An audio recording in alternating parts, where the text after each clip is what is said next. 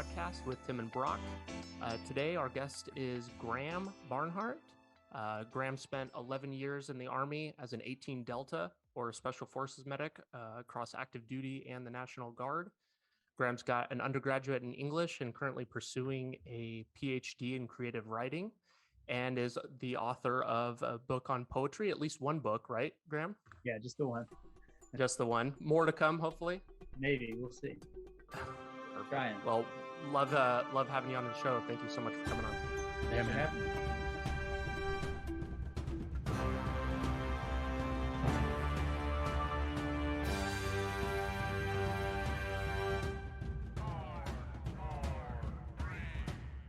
So the way that we usually start this off is talking with people about what possessed them at one point in their life to want to join the military. What led you to taking that leap?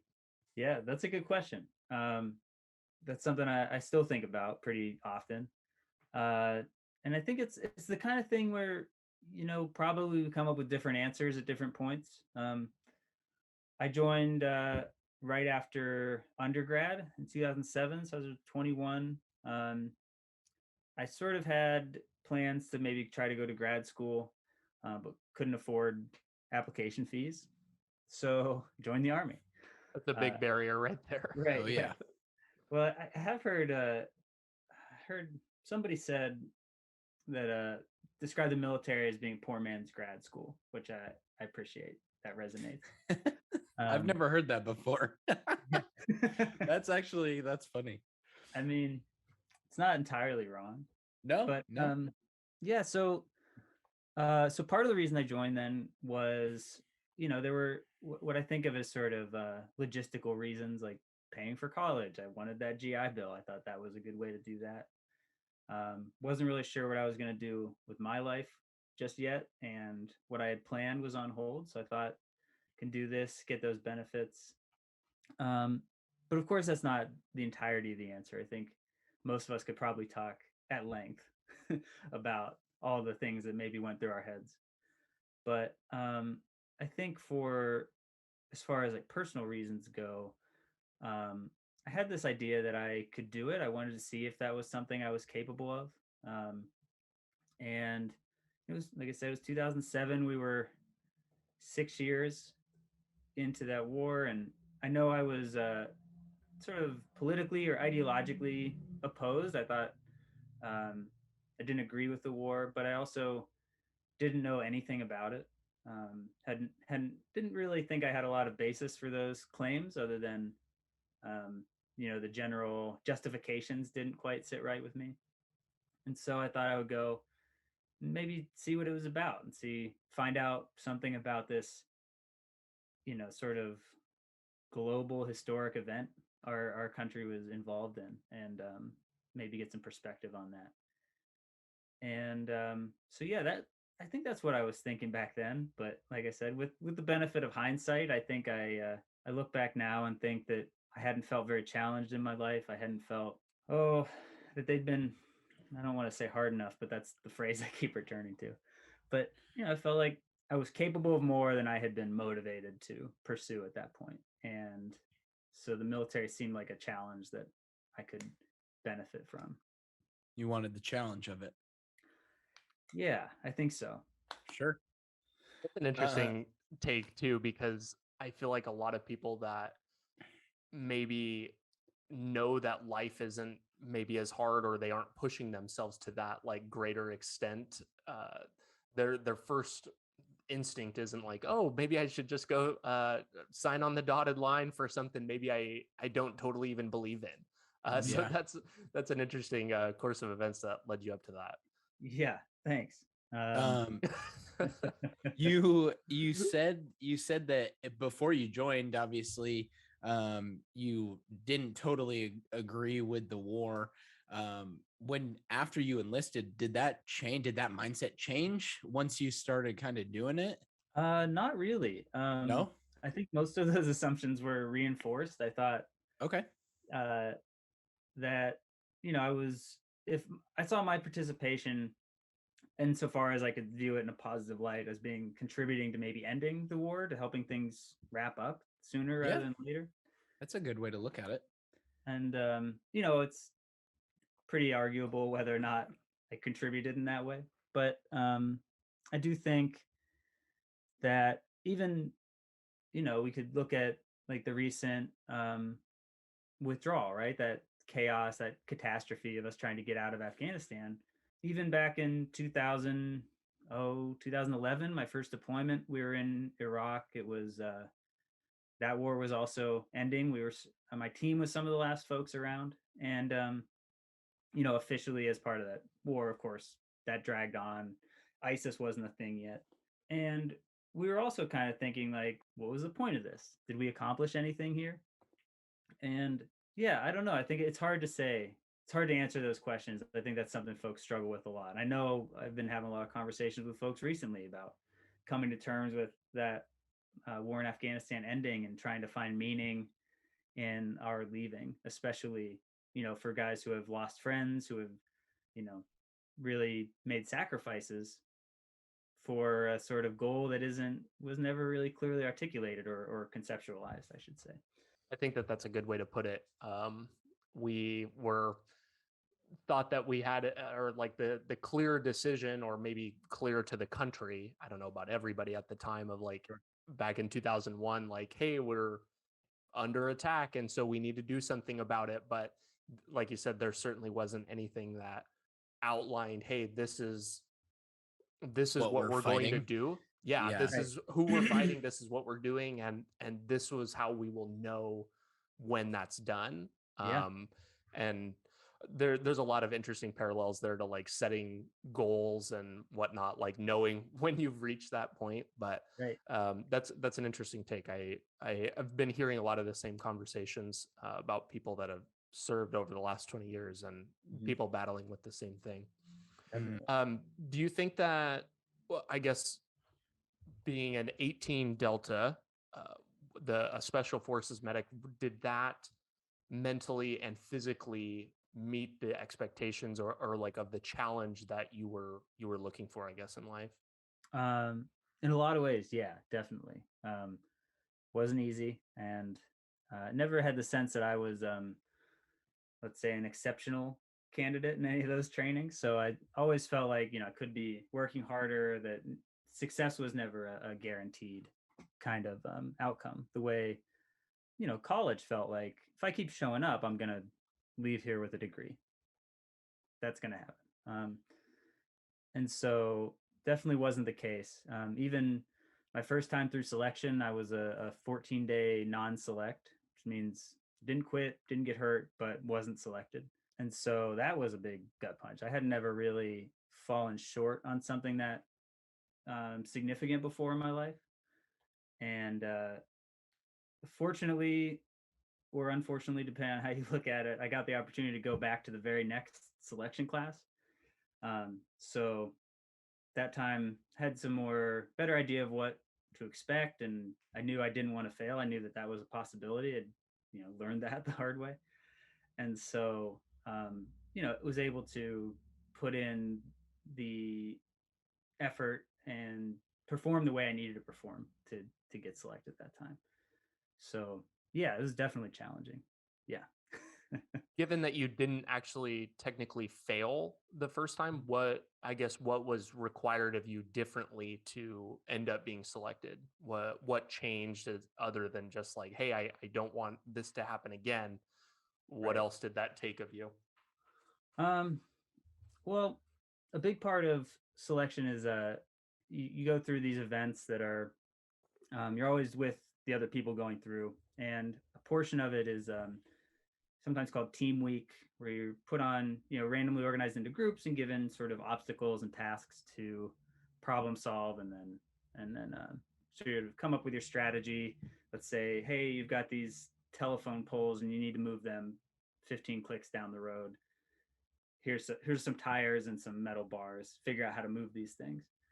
And so there were a lot of experiences like that where my default tendency in most group settings is to kind of step back and let folks propose ideas and then support what I think is good. And I didn't know that about myself. So I think my first time through, I definitely came across as being like maybe lacking initiative, or they're looking for your type A barrel-chested freedom fighter type guys, which is not my type at all. And so recognizing that I had sort of that, my default approach was not going to be effective. I was able to recognize that and then be a little more, maybe not assertive, but participatory. I could say, I wasn't afraid to say, hey guys, I just did this. And this thing you're doing didn't work, but this other thing will. So taking some initiative, learning to kind of, step up a little bit was a big change. And that worked for you. That second time around, you got selected, you said? Yes. Nice. Yeah, thanks.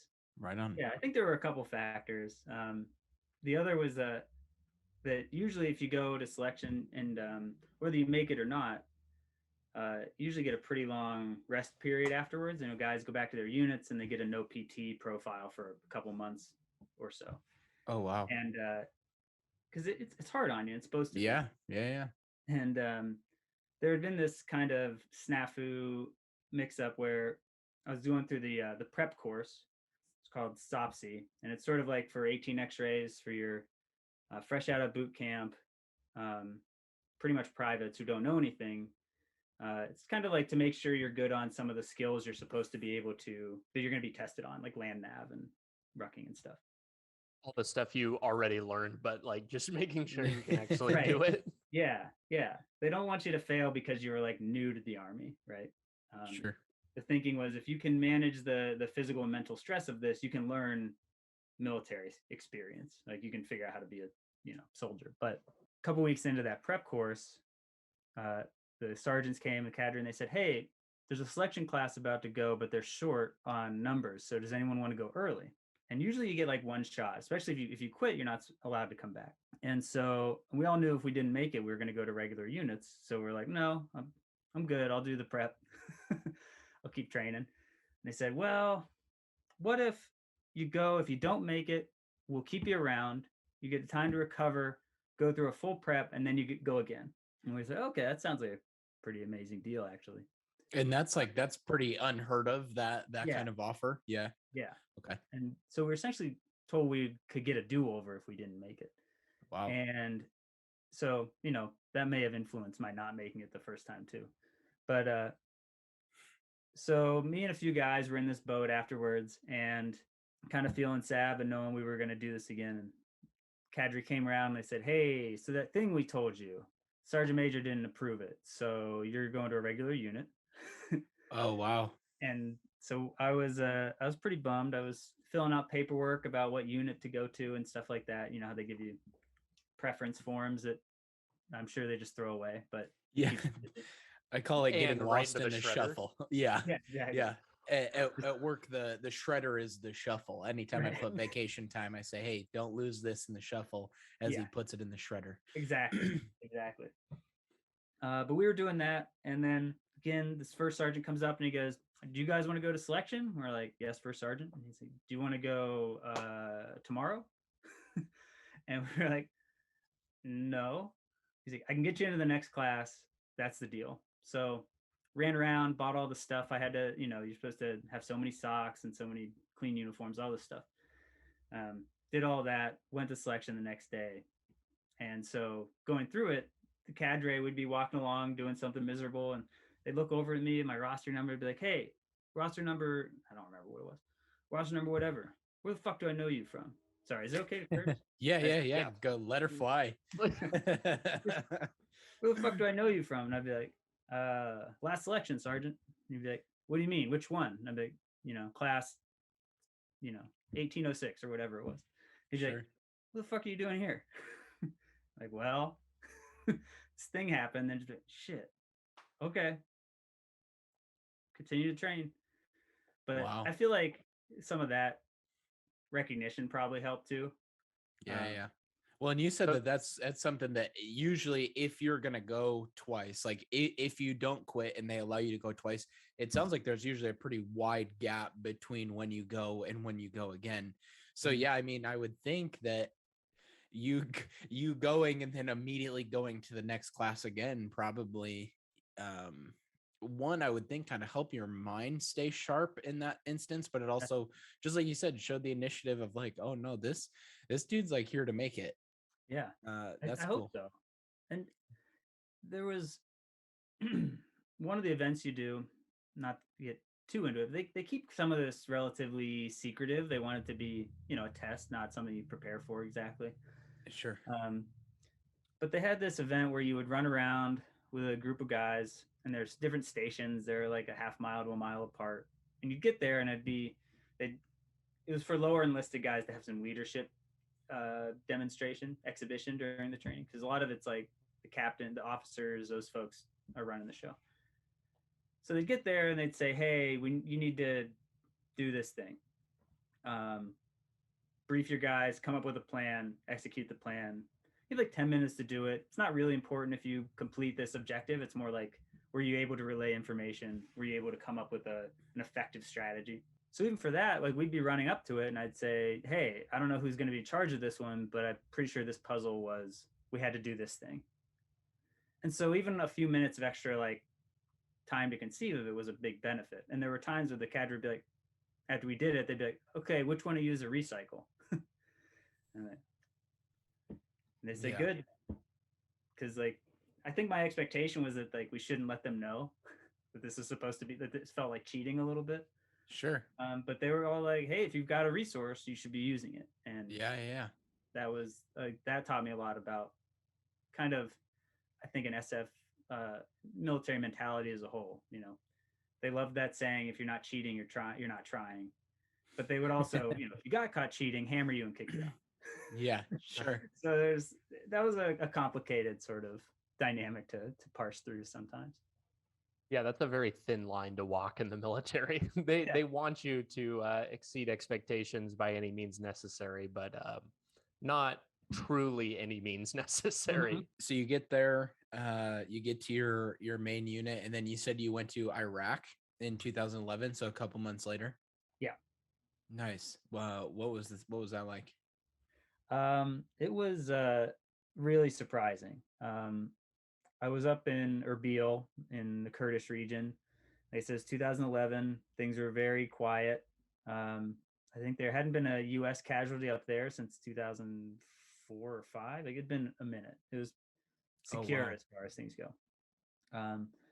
We were supposed to be training Peshmerga, the Kurdish military, but due to their relationship with Turkey, that was always kind of a point of stress. So we ended up not training those guys, and we did some liaison work for NGOs. So there were groups that were funding programs like they're providing money for widows in small villages to raise and keep bees or chickens. And there were these well digging programs. They're called Karezes, that were just like, development project type stuff.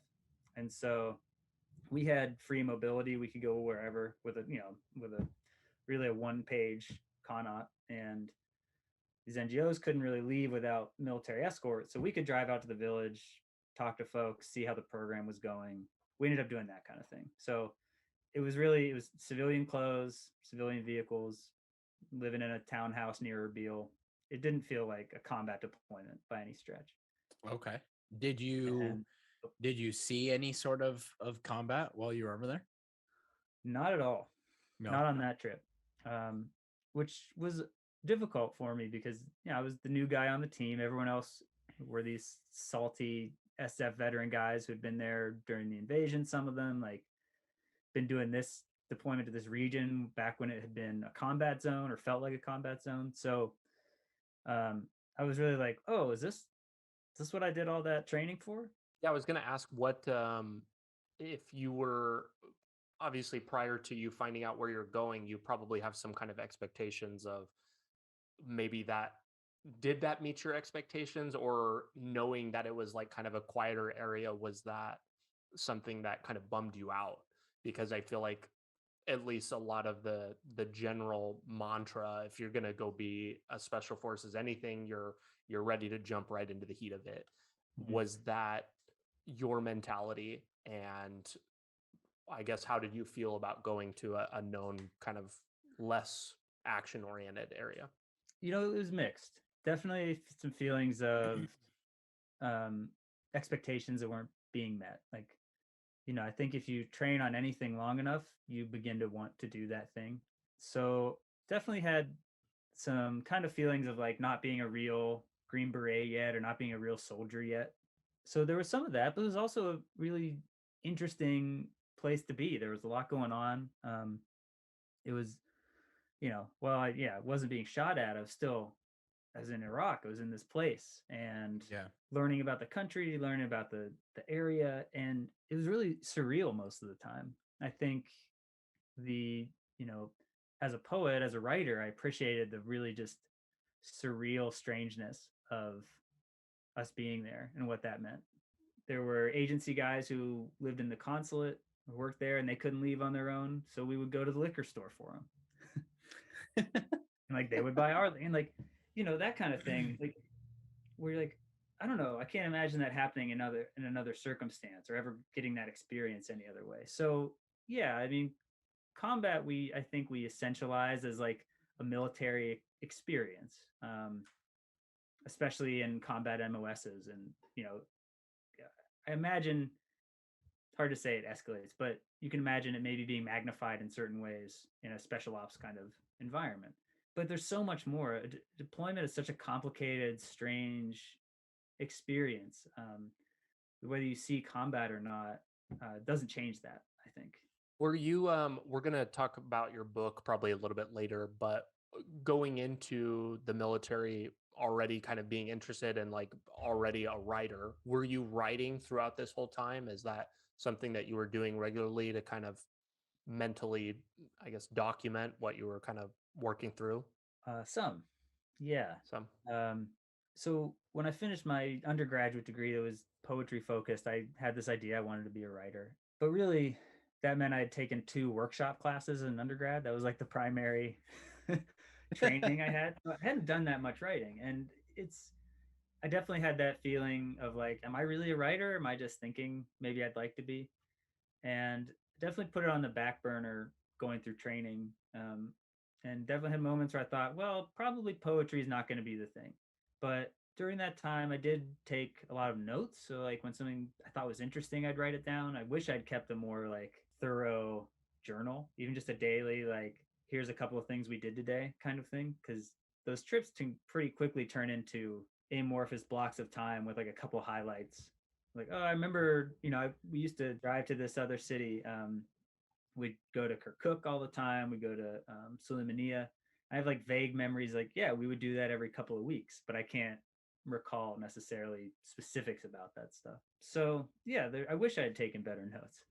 Well, it's one of those things. I remember when I was joining, talking to any and every Navy veteran that I could to ask them, pick their brain, ask them questions about boot camp and, deployments and stuff like that. And a lot of the times, you'd be talking to somebody about boot camp, let's say, and they'd be like, I think that this is how it went, but I don't really know, I don't really remember. And I remember thinking to myself, like, how could you not remember something like that? Right. And it, same thing. You're going through boot camp and you have all these like memorable things happen, but fast forward 7-8 years, 7 years for me. And I have people hit me up that are joining or whatever. And I'm now the veteran that's like, I don't really remember, man. Like, I don't know. So no, I get that. Well, Just learn your ranks and shut the fuck up. Yeah. I mean, that's part of it too, right? Like, to a certain extent, preparation isn't all that helpful, right? Yeah. I can think of specific things in basic I wish I had not done, but Sure. It's also like, part of it's like you just have to show up there, do what you're told, that kind of thing. But I was gonna say, it's also, whether it's combat related or not, that stuff is being in the military, especially boot camp. That first introduction, that's like a high pressure system. I hesitate to say it's traumatic, but it's, you're going through some pretty high stress, and that makes it really hard to remember years later, especially individual kind of memories, right? Everything it's sublimated or suppressed, and you're kind of like, yeah, that was a shitty time, and then I got out and I went and did this other stuff. Right. Yeah, absolutely. And I think everybody kind of has a fear of something. Like everybody's different as far like everybody seems to have one particular thing that they're afraid of in boot camp. You know, Mhm. like I had a buddy of mine hit me up and he was randomly talking to me about the gas chamber. Like that was his like big fear. And for me, I never even like considered it, you know, going in Right. until 3 days before where they told us, hey, you know, on Thursday you're going in the chamber. And I'm like, the fuck is the chamber? You know? Right. And I was like, I don't know, dude, you go in this room, they pop tear gas, you inhale it and you fucking leave. Like, I don't, Right. so yeah. Yeah, definitely. Uh, I remember that first week doing that stuff, carrying around a gas mask on your leg every day. And I'm like, is this, we really need to know how to do this? Is this Yeah. going to be a Yeah. thing? Like, Mm-hmm. I'm not excited to go in the chamber or anything, but I'm more concerned with like the practicalities of this down the road. Uh, Sure. Yeah. Like an everyday use case, you know? right. Yeah. Like first um, week gas masks. I was like, oh man, I don't know what I signed up for. This might have been a mistake. so that was your moment. That was your the oh shit moment for you. Right. One thing that you said about the writing and how everything kind of seems surreal while you're on deployment really resonated with me, because I did one deployment and spent 7 months out on the boat, with a few stops intermittently, and the day-to-day things, I couldn't tell you a single like kind of memorable thing about what was happening, but the few like notes that I have written from that time, I like look back on and I was like, oh, this is not good. Like you're like really going through some, and like reading old messages that I was sending people, and like Uh-huh.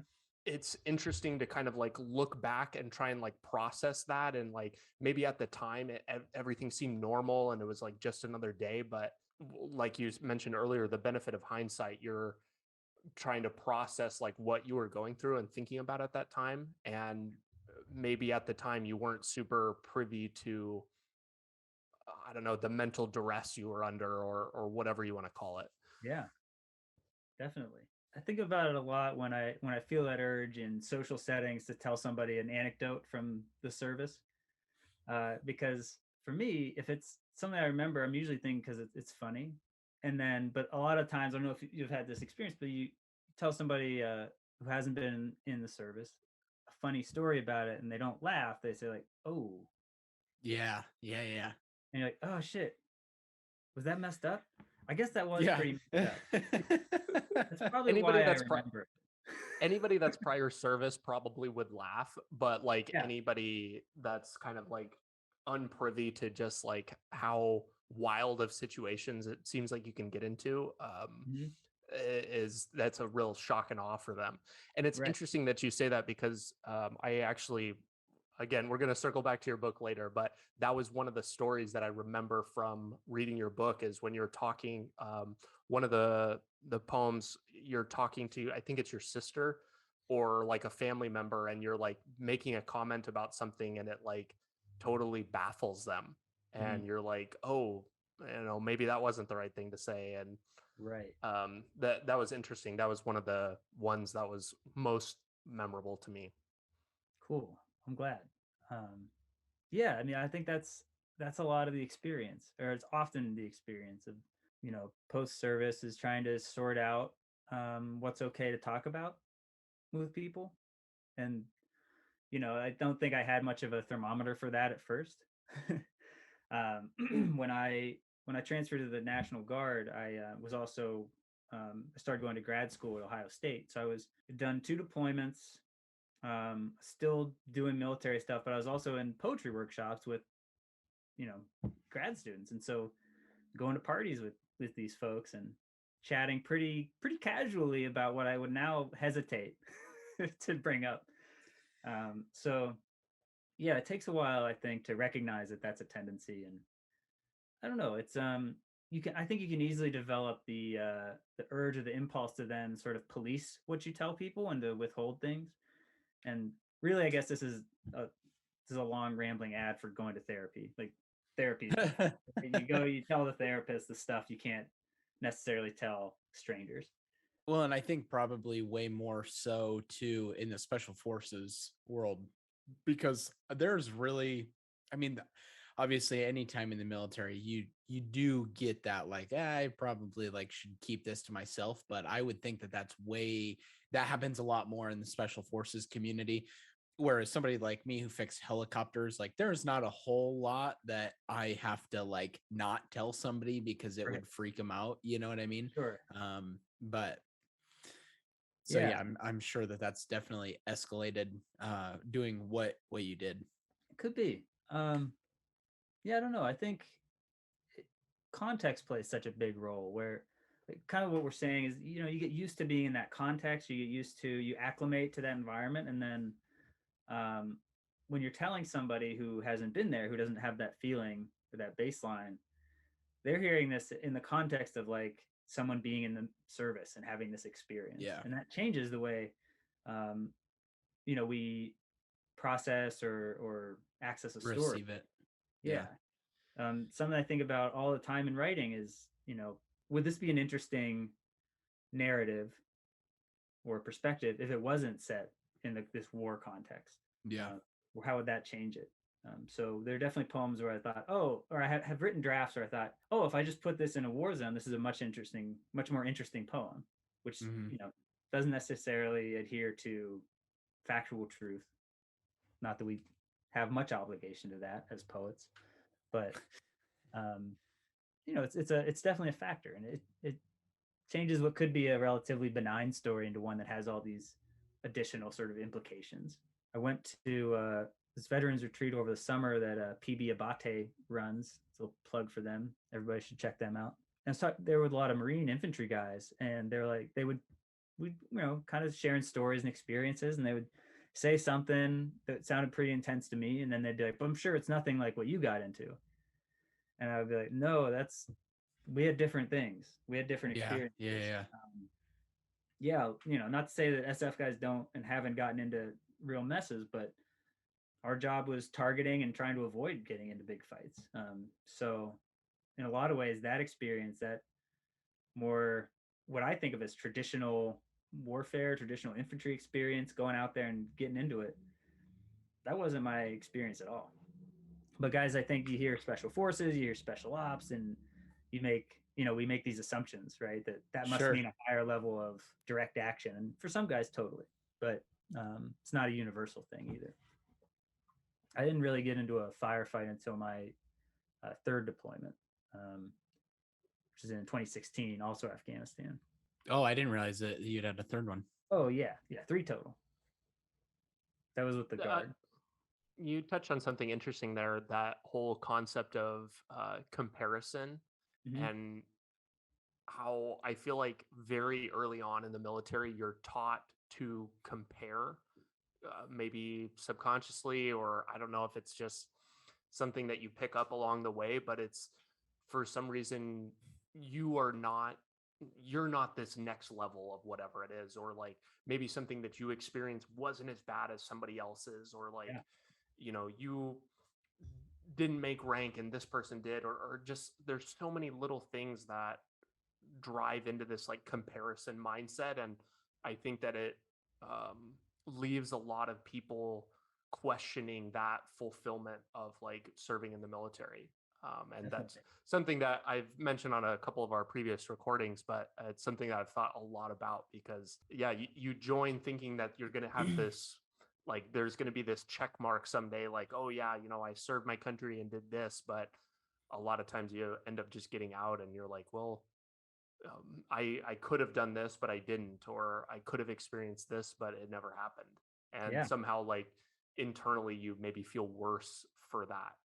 Definitely. Well, you do that like right from like joining. Like, I don't know, Brock, if you remember being in like as soon as you get to boot camp, you're in the Navy, you're in these blue sweatpants and a hoodie because you don't have your NWUs yet, and you'd see guys walking around in their uniform, and so you're automatically like comparing, oh, they're like week 6, they're almost out of here, and that just like kind of that carries on for the whole time. And then you get to your schooling and everyone's like, all the instructors are talking about, you guys haven't been to the fleet, you don't know, blah blah, Yep. and it just perpetuates and just keeps going. Yeah. I mean, even all through selection and the qualification course, the same stuff. And these are, I was there as definitely an experience, but next to guys who are coming from Ranger Bat or doing all this other stuff, and they're being told as well, like, you haven't done shit yet. I was like, man, if they haven't done shit, I have done less than shit. So yeah, it's a real thing. It's that questioning one's authenticity, right? And even now, talking to guys who were in for a long time, who did all sorts of stuff, who did SF and then went on to do, all the stuff people do after that. They're also like, yeah, I always thought I was going to go on and do something else, but never really got all the way into it. And like, I don't know what all the way into it looks like. I can't even imagine that unless we're thinking about like movies. Sure. You're not in it until a movie's been never saved the president. I thought I was going to save the president, and I was never at the White House when it got taken over by terrorists. But maybe next There'd time. be you're an NCO or somebody there to come through and be like, well, you weren't there the time we had to save 2 presidents. Like, right, exactly. Like it somehow would still not measure up. Like, yeah, I don't know. That's such an uncomfortable feeling. And so that's interesting to hear you talk about that. So your third deployment was 2016? That's right. And then that was Afghanistan as well? Yes. A little bit more action oriented, you said? A bit. Yeah. What was that? I know you said that was your first firefight. So at this point now, you've been in for a long time. What, I guess, like to the best of your abilities, what kind of emotion and thought process is going on? Obviously you've been training for it for a super long time, and now it's actually happening. I mean, what's that like? I remember, so the mission itself was, we were training and advising this unit, and they hadn't really done they had initially been kind of a policing unit. So they had kind of like a SWAT sort of unit. Yeah. And they were getting repurposed, or we wanted to repurpose them to do more strategic level, village clearing, that kind of stuff, rather than vehicle stops and house raids. So we were our intent was to take them on this mission in this village where we expected there not to be any resistance. This is just practice. And so most of the day, that's how it went. And we were kind of, at whatever the ROE regulated distance away from them, behind them, was kind of hanging out, just, observing them, making sure they're seeing how they do stuff. But then at the end of the day,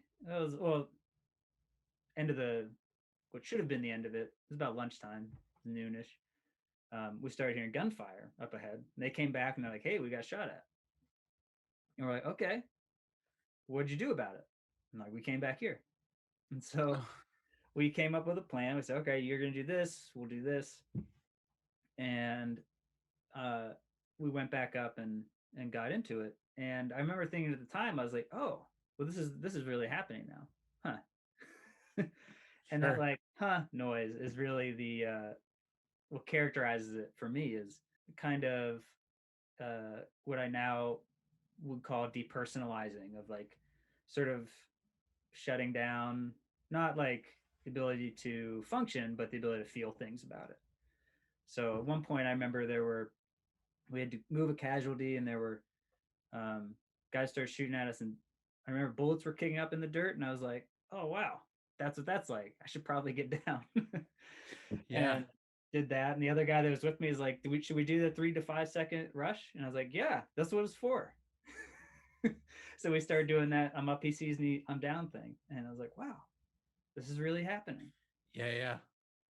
Almost like in disbelief. And it sounds like not really like nervous, but just more like, okay, well, we're doing this thing, so let's start implementing some training, kind of thing. Right, exactly. Gotcha. Cool. Well, and I feel like what the military wants as a whole. You go through all this training and do all these things, so that so much of it is just preparation and readiness, and then waiting for that time when you really need to do something. And then it's like, hey, I need to shut off what my front brain is thinking, the scared part of me or this, and turn on, hey, you've done this before and can get through this. So Yeah. That seems to be the common response whenever I talk to somebody about getting into a firefight or that kind of thing. I was telling you before we were recording, I have a good buddy of mine that was an 18 Delta, and he got out before I had ever even joined. But I remember talking to him after he got back from a deployment in, I think it was Afghanistan.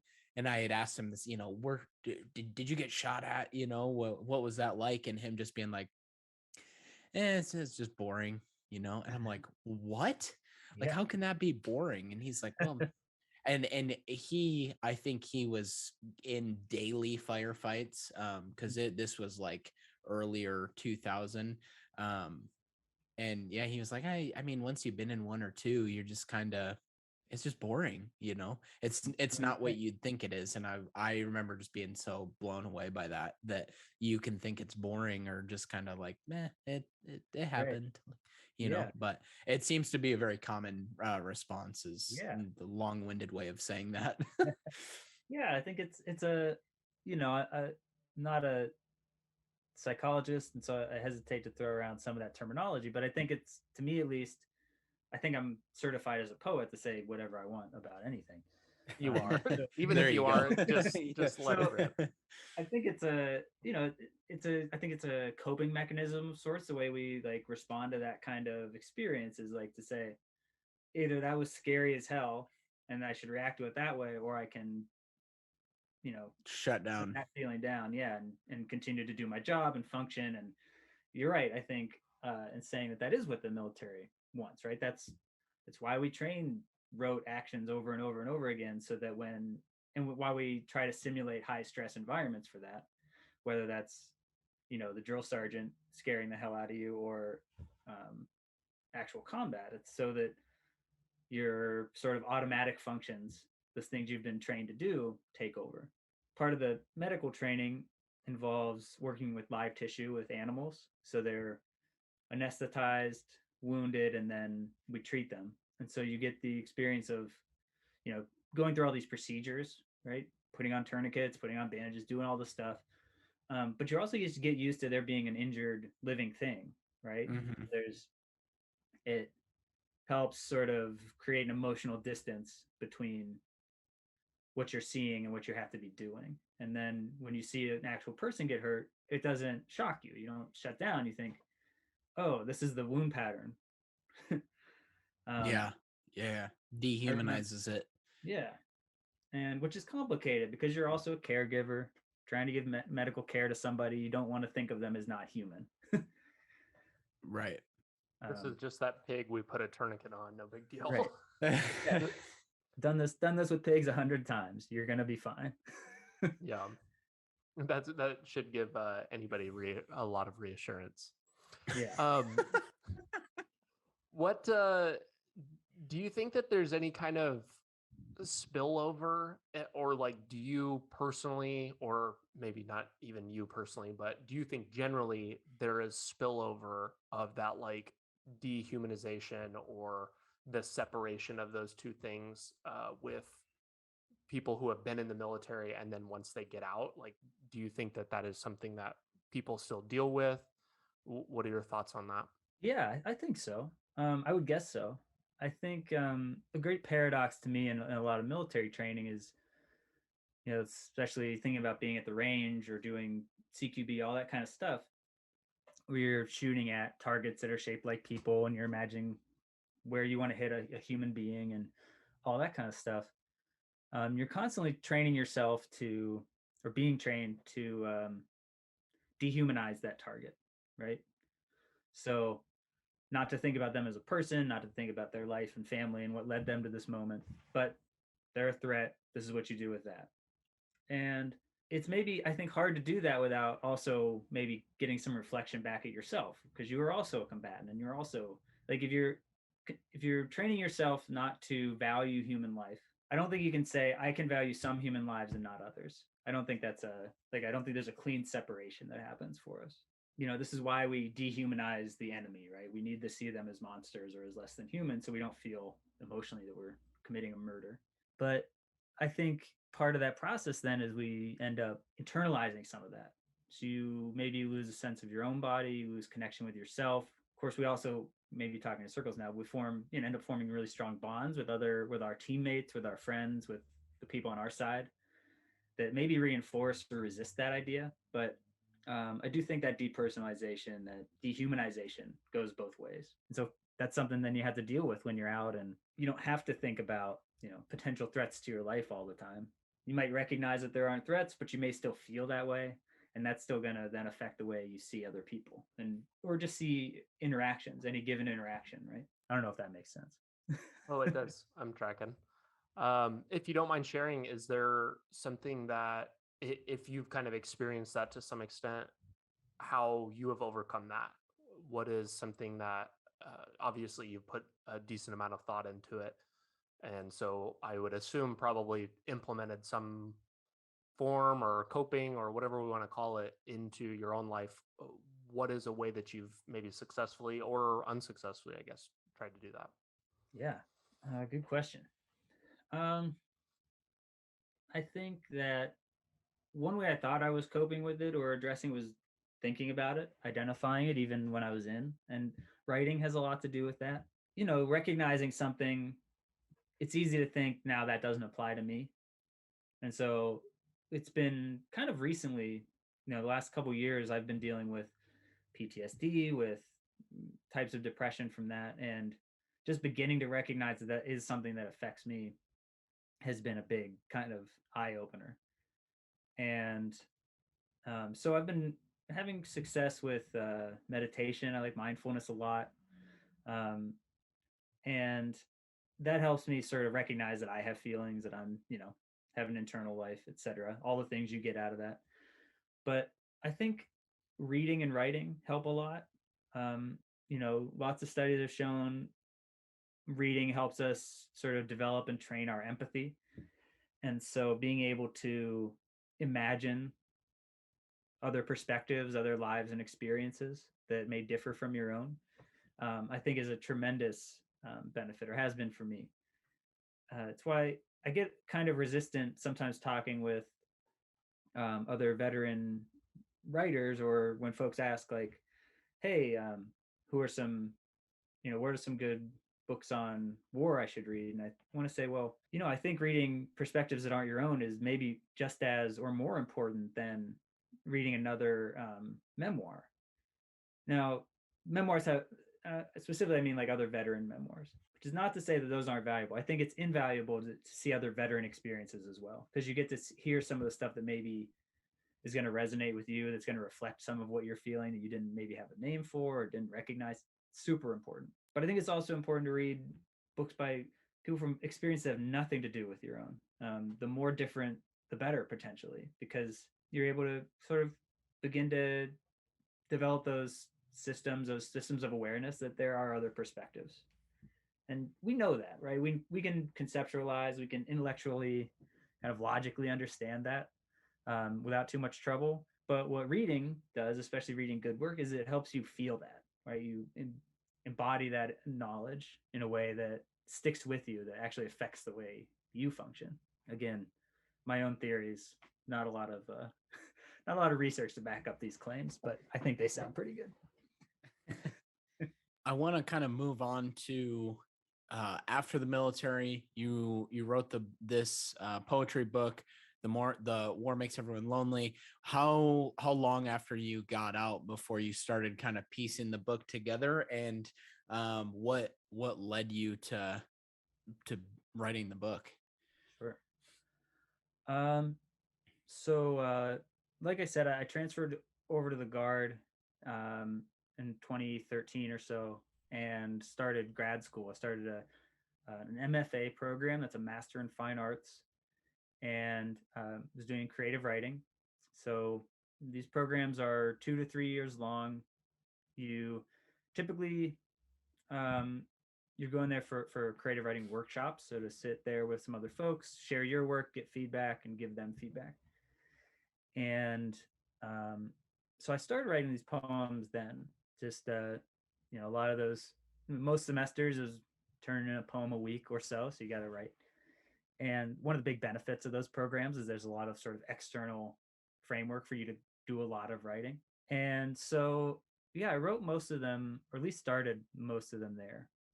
And continued revising them, but I was sending some of them out at that time too for publication. So I was kind of in the process. I didn't know if it was going to be what the book was going to look like, but I knew I had to write a thesis for the MFA, and it was going to be a collection of poems. And so I knew pretty much anything I wrote that had some relation to military service or military experience was going to end up in the book or in that thesis. So I finished all that up in 2017. So that was, I took a year off of that third deployment. I took leave from school, went and did that, came back and finished up, and had, the bulk of the manuscript from that. And then I think a year later, I think 2018, I started trying to put it together as a book to send out. The way poetry publishing works, sorry if this is like a tangent or not super interesting, but No, that's good. Yeah. There's lots of ways it works, but the traditional sort of mainstream publishing route is you have your manuscript and you either send it to book contests or to open reading periods that publishers post. And so there's a handful of like pretty significant first book prizes for poetry. There's like the Yale series of younger poets is a widely recognized one. The Walt Whitman Award is a good one, but there's tons of these things. And so I sent out to 3 or 4 of those my first year and didn't win any of them. But I was also after grad school, I got a fellowship. It's called the Wallace Stegner Fellowship. That runs out of Stanford, and it's a 2-year kind of paid writing time fellowship. You workshop once a week with the other folks, but mostly it's just supposed to be financial support while you do some writing. It's a great fellowship. Originally started for veterans, actually. So I was still workshopping stuff there and getting a chance to share the manuscript with some folks who knew what they were doing. So I was kind of reworking it. And then the second year I went to send it out, I had met this writer. His name's Alan Shapiro. He's a great poet. I'd met him at a conference, and he had said, "Hey, if you ever get a book together, if you want someone to look at the manuscript, I could look at it." And so I took him up on that. And he had connections with the University of Chicago Press, who they weren't taking open submissions at the time. They were just soliciting folks, and he kind of sent it on to them, and they were interested, and that's kind of how that happened. It was a surprise to me. I thought I was just going to get some notes back, and instead he was like, "Hey, Chicago wants to publish the book." Wow. Was amazing, and can't complain, but also it's just wasn't the way I was expecting things to go. I know nothing about publishing, so I'm going to embarrass myself here, but I'm guessing that that's a good thing when somebody wants to publish your book, right? Yeah, it's good. Yeah, it's not bad. It's definitely a good thing. It's publishing is one of those things where like you can always imagine there being a better option. Does that make sense? Like, oh, would it be better to publish with this press right now, or should I wait and try and win one of these big prizes? Sure. Yeah. There's no answer to that. Not both are great options. However the book gets out, the book gets out. That's the right answer. But when you're in it, you can be like, oh, I don't know, maybe I should have done something different. But like, the outcome is the same. Right. Well, I think that's true with any form of content creation, right? Whether that's writing a book or photography or YouTube videos or whatever the case may be. Brock and I were just having this conversation of, I have a YouTube channel that I kind of do these videos for. And I was talking to Brock about how I've got halfway through this video and just trashed it. I was like, this sucks. Like, this is not, and Brock was like, getting it out is more important than it being perfect. Otherwise you're never going to release it because it will never be perfect. Right. So no, that rings true with, like I said, really any form of creation, art, writing, videography, whatever. So Absolutely. and that's hard to like move past that, whether you want to start doing something or you're doing it. The idea of waiting for it to be perfect is, if you're doing that, you'll never release it. Yeah, definitely. Absolutely. And it's something I've noticed through this sort of academic pipeline of creative writing that I went on. Workshops and the way we think of mainstream publishing working really enforces those ideas, right? So if the book doesn't get accepted, it's because it wasn't good enough and you need to work on it more. But that's not really how it works. I mean, yeah, if it's amazing and someone recognizes it, you get published. But if it's rarely a question of like, oh, I need to I need to completely rearrange this project, or I need to trash it and start something else. There's a lot of complicated factors that go into how anybody decides to publish a book. And, they don't know either. Is at the end of the day, they don't have some magical sort of screening process that only discover the best books, right? It's a matter of taste. It's a matter of what time of day that person reads your thing, if they've had coffee yet or not. So we can, going through workshops, especially Brock going into this memoir workshop, it's good to remember that like workshop isn't necessarily going to teach you how to write, but it's going to teach you how to recognize what you like in your own writing. That should be the goal, like how to get a sense of your own voice, your authentic sort of how you want to sound, what you want your work to do. It's easy for workshops to turn into like a conversation about, well, this part's working and this part isn't, and this is good and this is bad. And that can be helpful, but it can also really quickly become something you internalize, and then you start self-editing and you get halfway through your thing and you're like, no, this is trash, I hate it. Yeah. And you don't really, when you're generating new work, you're not doing it, it's not those workshop sort of values aren't useful, right? What's useful is finishing it, getting all the stuff out, being willing to experiment, try something you're excited about. You can always go back and revise and figure that stuff out. But yeah, it's that mindset is really, like you said, it's hard to get out of, hard to avoid. It is. What do you think that you've learned about your voice, or like your individual storytelling, or the narrative that you're writing, at least when it comes to this book? What did you learn, and what do you now know because of like going through that process? It's a good question. Coming out with the heavy hitters today. Yeah. I think a couple of things come to mind. One, I write fairly narrative poems, at least in this book. Narrative meaning not necessarily that there's a story, though most of them have a kind of anecdote kind of perspective. And just recognizing that was my tendency was helpful. And I'd sent my manuscript to an instructor of mine, this woman, Evan Boland, who's a phenomenal poet. She was the writing director at the Stegner Fellowship and just passed away a couple years ago. She's an amazing poet. Also very frightening. She's kind of an older Irish lady. She's very like, she'll just tell you like, cut this much of the poem. This is all you need. Sounds like my grandma. Yeah.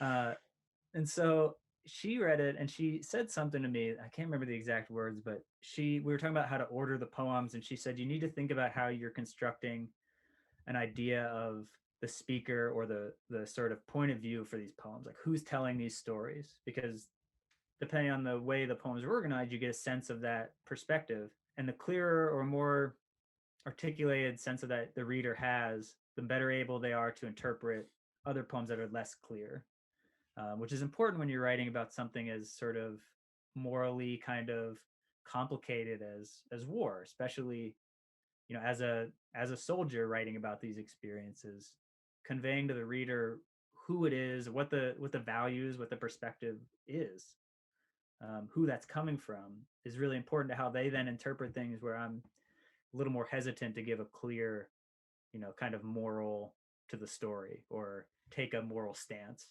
if that's ambiguous, you need to somehow give the reader some common ground, somewhere to start from or to share that perspective.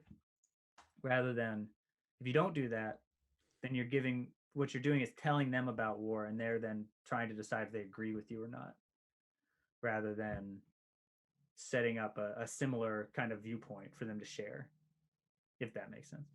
It does. Totally. I'm curious how much do you think that alienates potential audience in a certain way? Because you're kind of like you said, you're trying to get the reader on a certain viewpoint right at the beginning. Maybe that's not for them, or like maybe they have different thoughts, or like maybe they just don't understand at all. Like, and I think that a lot of maybe books like this may not appeal to people that haven't been in the military before. Definitely. What do you think about that, like audience selection part of what you're saying? Yeah. I think if you're trying to get the reader to agree with you, then you're already kind of in trouble. I think rather than agreement, I want them to have a sense of the perspective I'm bringing to the poems. Like, kind of like, I want them to see where I'm coming from. So, because ultimately the takeaway from the poems isn't an opinion about or an argument about war or about any of this material. I'm trying to convey what the experience was like for me, trying to recreate some sense of like how these moments felt. That's hard to do with, let's say, a civilian reader who hasn't been through basic training, who hasn't been, who hasn't had to carry an AT4 around for weeks, and or whatever. That might not even be relevant to any particular poem, but it definitely informed the experience for me. So you're saying like how could the reader disagree with me? This is like this is my viewpoint. Like you can't disagree with it. I see what Right. you're saying. Yeah, I mean, and if there's no claim, then it's not a yes or no, or do you think this is right or wrong? It's, can you imagine this experience? Does this resonate with you somehow? Does this make you feel something? The poet Robin Costa Lewis, she said in an interview once, see if I can remember it correctly. It's not a direct quote. This is a paraphrase. She said, all of my poems ask you to feel something. They say, feel this, feel this, feel this. But there's no name for that feeling. The name of the feeling is the poem. And that really crystallized a lot of what I think poetry can do, especially war poetry. Is it's a complex, deeply fraught, layered, pressurized experience. And it's hard to say how any given moment felt or how you felt in a given moment, because emotions, we rarely feel one thing at a time. So I think when poems or writing hit one note where it's like, this is happy or this is sad, then it can feel flat and it can feel sentimental. But trying to layer those emotions to get to that complexity that we don't really have a name for, that's when things start to resonate. You say, oh yeah, I felt like that before. I might not have known it, I might not have a name for it, but that thing, that I feel that now. And I think that that's the mark of like a truly good author, and maybe poet, author, whatever type of writing you do, is taking those super complex emotions and like those vivid images and putting them in a way where people instantly know. And you have some very vivid descriptions of things that I'm like, oh, I know exactly what he's talking about. And so I think that you delivered on a few of those very, very well. Do you have a specific poem that was your favorite from the book? We're gonna like link to the book and stuff in the show notes, and hopefully everybody should go buy it. I will vouch for that personally. Say again. I said buy a couple. Oh yeah. Do you have a favorite one or a specific one that kind of is notable for some reason? I mean, they're all so good. No, it's hard to say. There are poems that feel more central, but there's some that like maybe took more work, and then there are others that kind of came out kind of wholly formed with these little like gifts. And I think something I tell students a lot, something I believe, is the more writing you do, especially in poetry, the more hard work you put into revision, the more like time you put into a draft, even if that draft ends up being trash, that's all work that goes into the next poem and the next and the next. And so you grind on this one for a while, and then sometimes something sparks and you just write a whole poem and you're like, oh, that's done. that's what it's going to be. It's hard to say which poems I like more. I mean, it's nice to get those gift poems, but then they also don't feel like they were something you made. They feel more like they just came out. Got lucky with that one. Is that what they call inspiration? Right. Yeah. There's something like inspiration and both like I think inspiration for me a lot is I think about that with like the idea for a thing, like the thing that makes you want to write a poem. You're like, oh, I should write this down. Sometimes that coincides with some sort of other thing related to the craft of the poem. Like you not only have the idea, but you feel how it needs to come out. But to answer the question, finally, I think so. One of those poems that just came out was it's called "How to Stop the Bleeding," and it's sort of about tourniquets and the sort of understanding I think that medics come to, especially or have to come to terms with, is that you can do everything right according to treatment guidelines, according to the scenario. And that still doesn't necessarily mean the patient's going to survive, right? It depends on the injuries. It depends on them, how much water they had that day, whatever. So you practice and practice and practice, learn all this information and try and get as good at it as possible. And it may make no difference at all in the patient outcome. And so there's a sort of inevitable risk in that. And so, yeah, but that was a poem that just sort of, I had this phrase in my head. I said, the first line is like, a tourniquet will work unless it doesn't. And I wrote that down and then just immediately wrote the rest of the poem. Made a couple changes before it went in the book, but that one just like came out. And so felt really lucky to have that. I'll have to go back and revisit that one, and we'll make a note of that one for people to check out. I guess to kind of start wrapping up here, what is next for you? You mentioned a comment earlier in the recording that I wrote down because it just resonated. But you said when you train on something for long enough, like you want to do that thing, and it's clear that you've been training on writing and are kind of pursuing that. What's next for you going down that path, if that is your path, you think? Yeah, I'm not sure. I'm really on the fence about it right now. I got a few more years left on the PhD, but my first couple years I wasn't very happy with it, and still right now I'm thinking kind of that same mindset. I'm like, well, if I go down there and put in the time, I'll come out with a degree. It's not a matter of like, is that something I can accomplish? And so it's more of a question of like, is that time I want to put into it? What do I think I'm going to get from it? And most of the reason to get a PhD in creative writing is to be marketable for, professor type jobs, tenure track jobs. So trying to decide if that's what I want to be doing. It might be, but more and more I'm starting to look into how to take some of that knowledge and apply it maybe outside of an academic setting, in a setting that has maybe more veteran sort of community focus. So workshops like Dead Reckoning Collective, things like that. I'm like, oh, I could be putting some of all this training to use in another situation that I maybe find more fulfilling. Not that teaching students, civilian students, undergraduate students, whatever, isn't fulfilling, but working in an academic environment, any professor will tell you the teaching's great, but that's like maybe a third of what you actually have to do, and the rest of it's not very fun. So yeah, kind of making those decisions right now, but writing for sure. Working on I'm thinking of it as a second book of poems, but it's still very much in the works. I have a concept, which is sometimes seems really helpful. Sometimes having a firm concept in mind is a huge obstruction.